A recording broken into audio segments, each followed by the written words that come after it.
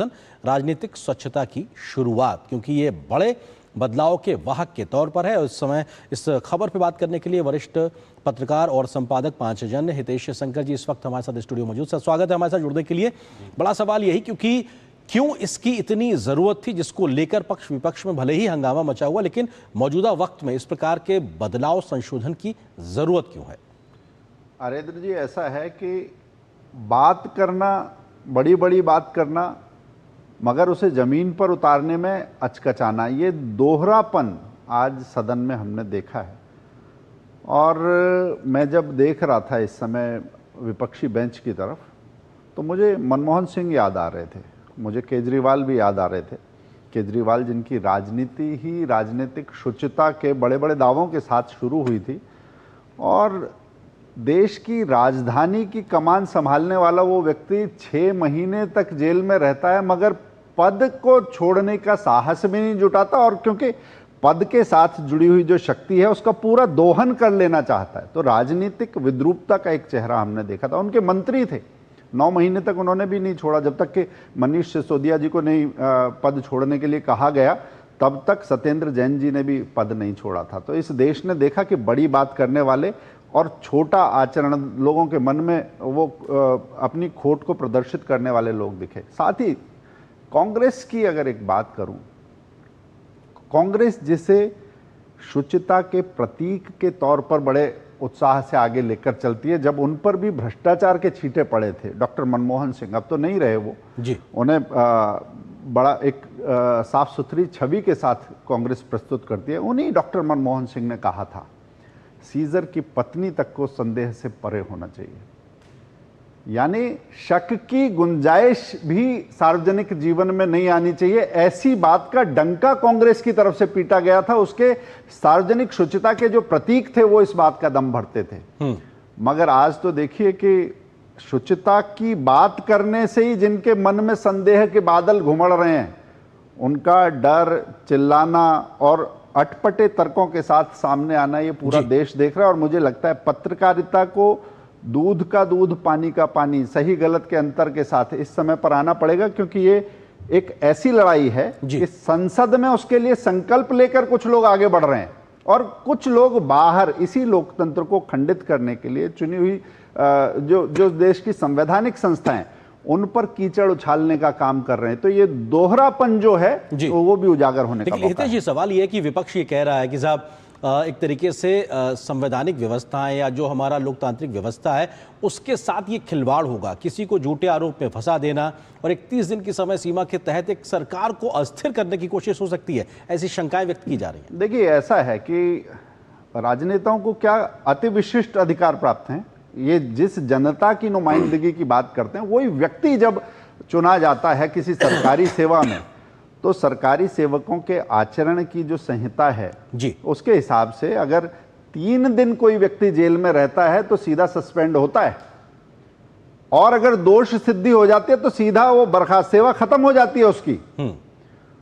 लोगों पर जो नियम लागू होता है वो उनके नेताओं पर लागू ना हो, और 3 दिन पर जो लागू होता है वो नेताजी पर 30 दिन के बाद भी लागू ना हो। ये कौन सी कसौटी लेकर ये नेता आगे बढ़ रहे हैं, और ये किस समाज को क्या संदेश दे रहे हैं? ये वास्तव में उस समाज का आप कहिए नुमाइंदगी करते भी हैं कि जो समाज इन नियमों को मान रहा है, नेताजी नहीं मानेंगे जी, नहीं मानेंगे तो देश का संविधान बहुत सशक्त है और सारी चीजें इसी सदन में प्रूव होंगी। और मुझे तो लगता है कि कोई सिलेक्ट कमेटी नहीं, जेपीसी के पास ये मामला जाने की बात आज गृह मंत्री जी ने कही है। तो वहां तो गंभीर एक तरीके से चर्चा होगी सारे दलों के साथ। जॉइंट पार्लियामेंट्री कमेटी में अपनी बात रख सकते हैं, वहां पर क्यों नहीं कहते? और जो डर है वो सामने आ रहा है। बिल्कुल। सर्वोच्च न्यायालय के वरिष्ठ अधिवक्ता अश्विनी उपाध्याय जी भी हमारे साथ जुड़ गए। अश्विनी जी, बहुत स्वागत है दूरदर्शन न्यूज पे।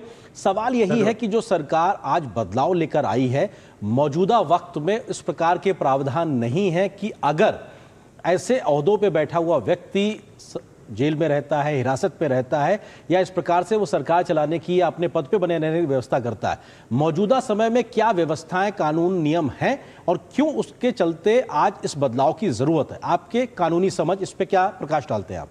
देखिए, मेरे लिए आज बहुत खुशी का दिन है, क्योंकि महाराष्ट्र के मंत्री थे नवाब मलिक, और कई महीने वो जेल में रहे, मैंने पीआईएल फाइल किया तो उस समय माननीय सुप्रीम कोर्ट ने हाथ खड़े कर दिए। उन्होंने कहा कि भाई ऐसा कोई कानून नहीं है कि हम उनको मंत्री पद से इस्तीफा देने के लिए कह सके।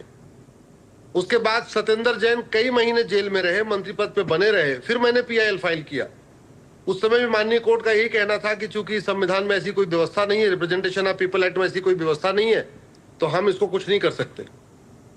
तो हमें इस बात की खुशी है कि आप कम से कम ये कानून बन रहा है, और कानून बन रहा है। और अब स्वाभाविक सी बात है, चाहे आज नहीं तो कल नहीं तो परसों, थोड़ा टाइम भले लग सकता है जी, लेकिन कानून तो बनेगा ही बनेगा।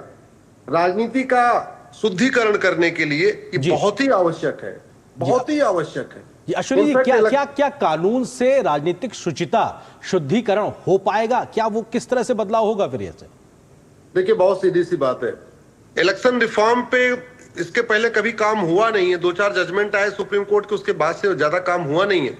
इसलिए मुझे पूरा विश्वास है कि जिस तरीके से आज ये कानून आया है, इसके बाद आगे की प्रक्रिया, जैसे एक मेरी पीआईएल चल रही है कि जो लोग सजा याफ्ता हैं, इनके चुनाव लड़ने पे आजीवन प्रतिबंध होना चाहिए। केवल 6 साल का क्यों होना चाहिए, जैसा भी हमसे पहले हितेश जी कह रहे थे जी।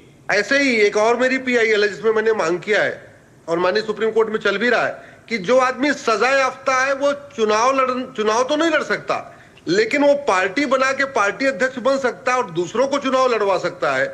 ये कौन सी बात है? तो कम से कम जो कन्विक्टेड आदमी है, सजा याफ्ता है, उनके चुनाव लड़ने, पार्टी बनाने, पार्टी पदाधिकारी बनने पे आजीवन प्रतिबंध होना चाहिए। अब ये भी समय की मांग है। दूसरा, आप जरा देखिए, पूरा का पूरा जो देश है वो कौन चलाता है? पॉलिटिकल पार्टियां चलाती है। स्वाभाविक सी बात है, जिसकी सरकार होती है, पॉलिटिकल पार्टी मैनिफेस्टो बनाती है, उसके बाद सरकार अगर बन गई तो पूरा का पूरा तंत्र उस मैनिफेस्टो को इंप्लीमेंट करता है जी। दुर्भाग्यवश हमारे देश में पॉलिटिकल पार्टियों के लिए कोई कानून नहीं है। जो पॉलिटिकल पार्टियां तय करती हैं राष्ट्रपति कौन होगा, उपराष्ट्रपति कौन होगा, प्रधानमंत्री कौन होगा, गवर्नर कौन होगा, मुख्यमंत्री कौन होगा, उस पॉलिटिकल पार्टी के लिए अपना कोई नियम कानून नहीं है। वो जिसको मन करे वो पार्टी, करुणानिधि जी पता नहीं कितने साल, कई टेन्योर तक वो अध्यक्ष बने रहे, मुलायम सिंह पूरी जिंदगी अध्यक्ष बने रहे। तो ये डेमोक्रेसी के लिए अच्छा नहीं है। इसलिए समय आ चुका है कि पॉलिटिकल पार्टियों के रेगुलेशन के लिए भी पार्लियामेंट में कानून उस प्रकार का प्रावधान की आप आवश्यकता महसूस करते हैं जी। सवाल ये कि जब आजादी के बाद नियम कानून व्यवस्थाएं बनी, तमाम प्रावधान बनाए गए, क्या उस वक्त ये सोचा ही नहीं गया हुआ कि ऐसी स्थिति आ सकती है? लेकिन अब जबकि हमारी राजनीतिक व्यवस्था में इस प्रकार की स्थितियों के कई उदाहरण मौजूद हैं, तो ये वक्त की जरूरत है।